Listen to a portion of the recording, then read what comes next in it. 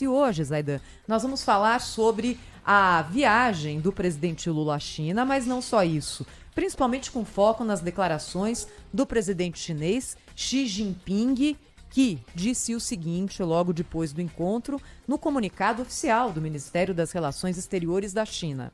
A China buscará um desenvolvimento de alta qualidade, acelerará a criação de um novo paradigma de desenvolvimento e promoverá uma abertura de alto padrão. Abertura de alto padrão. Isso abrirá novas oportunidades para o Brasil e para os países de todo o mundo. Como a gente sabe que nenhuma palavra usada num comunicado com esse peso é colocada em vão, qual é a leitura que você faz, Aidan? A gente vai chegar a um patamar diferente? Brasil, China, no seu relacionamento comercial? Que tipo de oportunidade isso pode abrir para o Brasil? Muita gente se pergunta o que pode ser melhorado numa relação que já é muito intensa, forte, significativa. Afinal de contas, faz 14 anos que a China é o principal parceiro comercial do Brasil. Aliás, uma posição que os Estados Unidos ocuparam por décadas, né? E hoje os Estados Unidos são o segundo principal parceiro, a Argentina é o terceiro. E quando a gente nota que a soma de exportações e importações, elas têm variações importantes, principalmente em razão da pandemia, mas já está perto de 150 bilhões de dólares por ano. O Brasil tem superávit, um superávit que em alguns anos chega à casa de 40 bilhões, às vezes 29 bilhões, mas sempre superavitário. E o Brasil foi deficitário nessa relação só até 2004.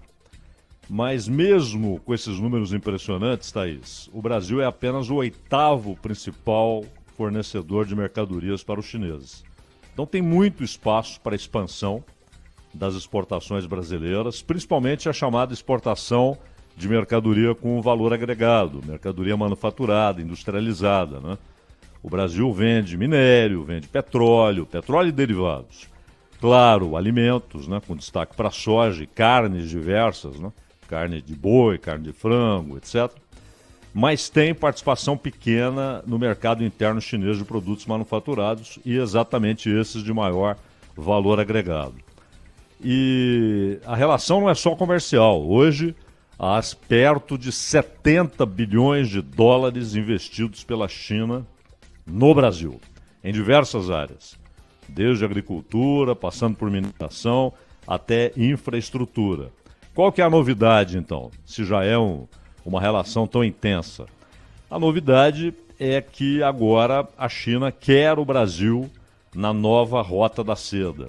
E essa iniciativa, Nova Rota da Seda, é exatamente o que o Xi Jinping quis dizer quando falou nessa modernização das relações internacionais chinesas, nessa intensificação das relações comerciais chinesas. E já são 147 países incorporados à rota, incluindo 20 só na América do Sul, América Central, Caribe, Argentina, por exemplo.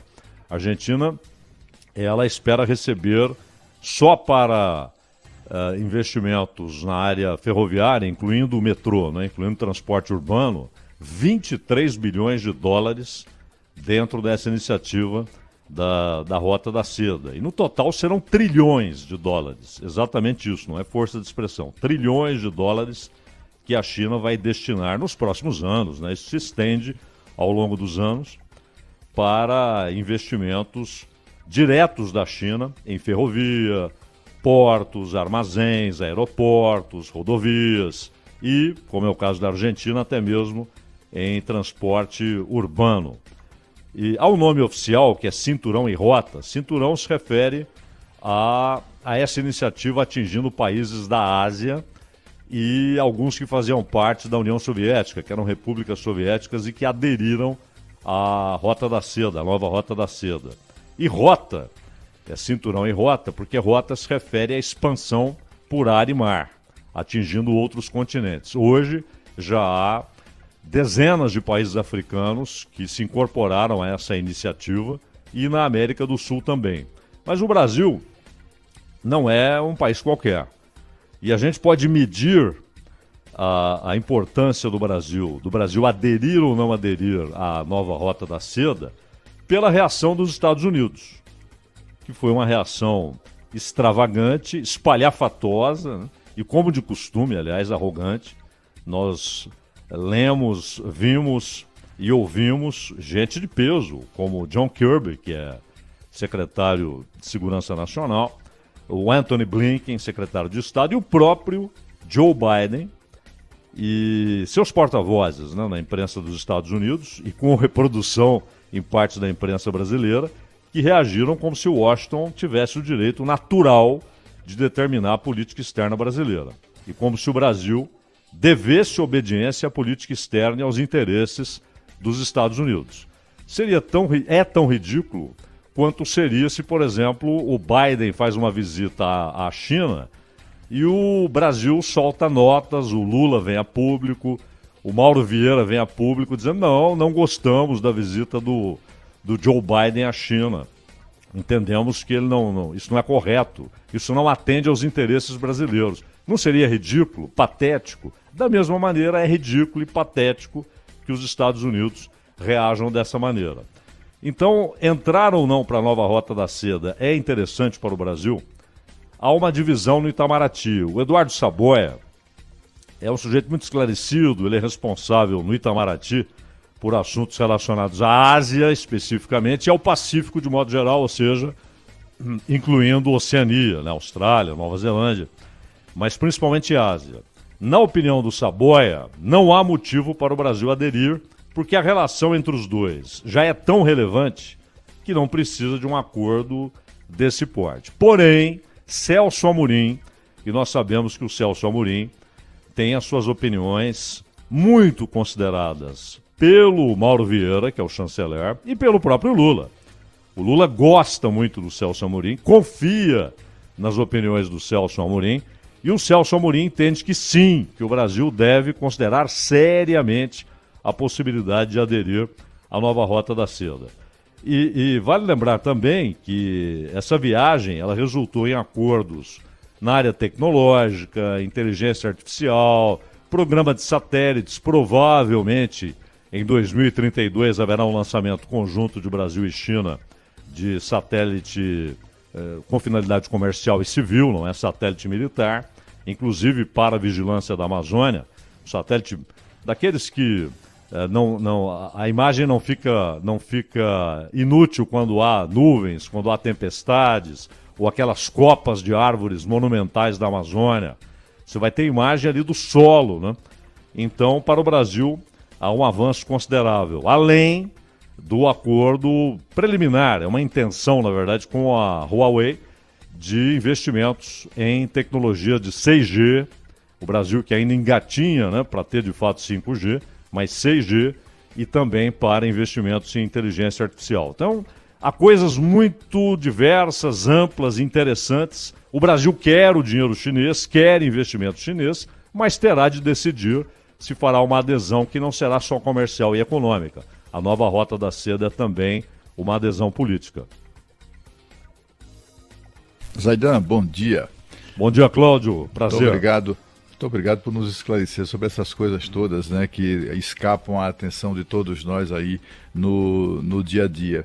A China alcançou um nível de compra de produtos brasileiros recorde, né, nos últimos anos. Sobretudo agora em 2022 chegou a mais de 89 bilhões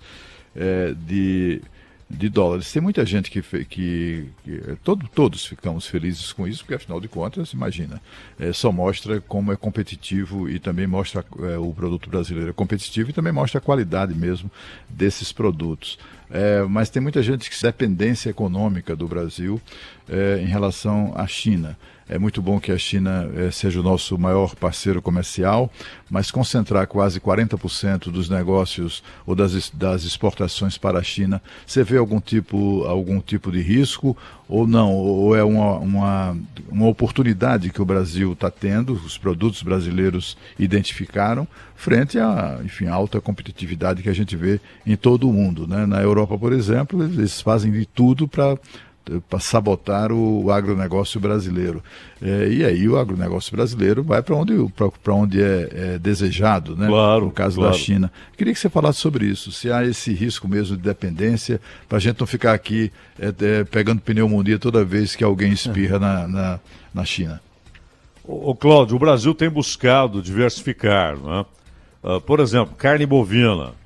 O Brasil tem hoje mercados novíssimos, né? Que foram duramente conquistados, inclusive nos países muçulmanos. Então você não vai exportar carne de porco para Israel e para os países muçulmanos, porque eles não consomem carne de porco. Você pode exportar para a China, vai exportar para a China. A China tem um rebanho de 300 milhões de suínos, então eles precisam de alimento para esses suínos. O Brasil alimenta não só a população chinesa, mas também os rebanhos chineses. O Brasil, claro, está de olho na Índia. A Índia que este ano, pelas projeções da ONU, já terá a maior população do mundo, passando a China pouca coisa, mas era uma tendência já, porque na China há controle de natalidade, na Índia não. Então já se sabia que em algum momento a Índia passaria a China e talvez aconteça este ano, segundo a ONU, formalmente no meio do ano. Talvez já tenha passado, né? Esses levantamentos são defasados, inclusive no Brasil, nós sabemos disso. Mas o Brasil tem buscado novos mercados. Mas é o que você disse. Ora, o Brasil é um dos maiores produtores de alimentos do mundo. Em soja, em milho, em feijão, em carne. O Brasil tem uma produção e com qualidade, com uso de tecnologia e consegue oferecer aquilo que o consumidor quer. Então a carne que vai para os países muçulmanos, ela chega lá exatamente como eles esperam. Desde o abate do animal, não é um abate qualquer. Você não exporta carne para Israel com uma marretada na cabeça do boi. Eles não aceitam esse tipo de abate. Então o Brasil atende às exigências de Israel para a carne bovina. Carne de frango, que os países árabes também estão comprando muito. Não é só a China. Só que a China tem uma demanda que ninguém mais tem.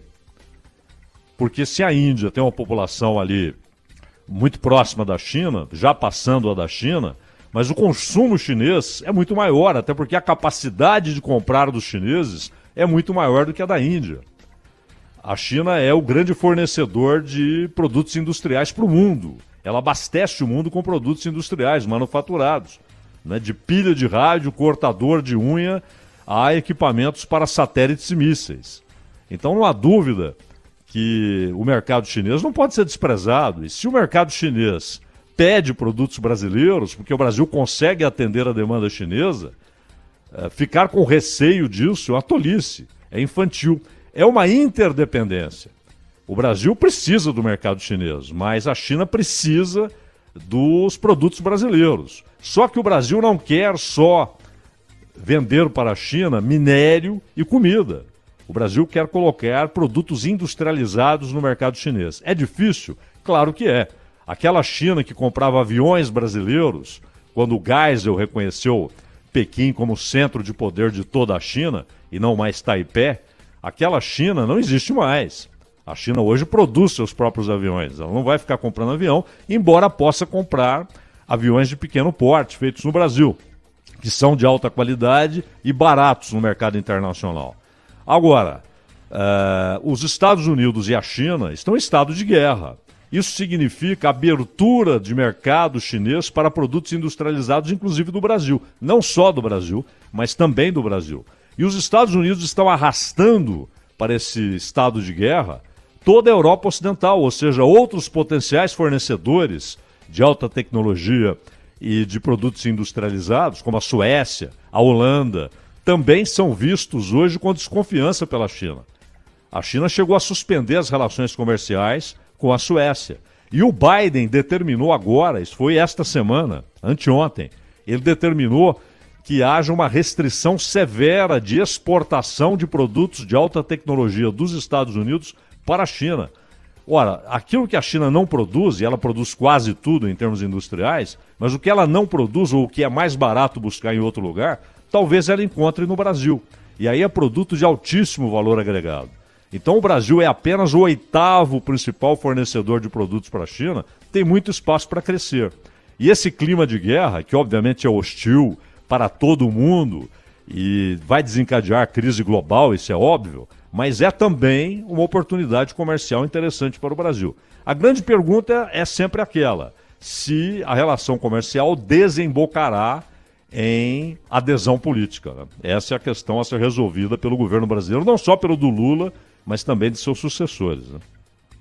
Cláudio Zaidan conosco aqui no Jornal Gente da Rádio Bandeirantes, falando um pouco mais, né, sobre os reflexos, as consequências dessa viagem do presidente brasileiro à China, não só aquilo que foi noticiado por aí a respeito das convergências e divergências a respeito da guerra, né, da Rússia, Ucrânia, OTAN e tudo mais.